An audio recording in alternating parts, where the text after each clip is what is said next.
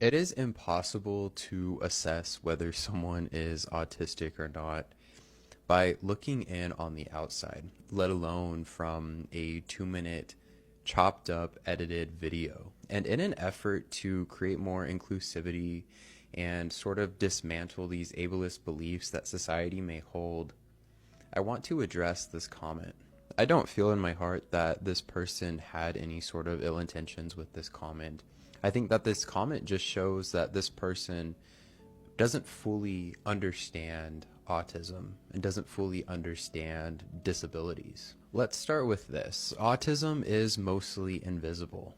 The ironic thing is that the video that this comment was left on is me talking about my internal experience of being an autistic person. I have lower support needs autism, and this means that my autism might not always be visible on the outside. My stems are more subtle. My social differences tend to be masked by me being shy or me being quiet. But my autistic experience is not something that can be perceived from the outside, especially by a neurotypical person who doesn't really understand what it's like to live in the shoes of someone who is autistic. There is no one way that autism looks. Of course, I'm going to be different than a child with autism. I'm going to be different than a female with autism. I'm going to be different than another male who's autistic. Because they say if you know one autistic person, you know exactly that, just one autistic person. And all of us who are autistic are also all unique human beings.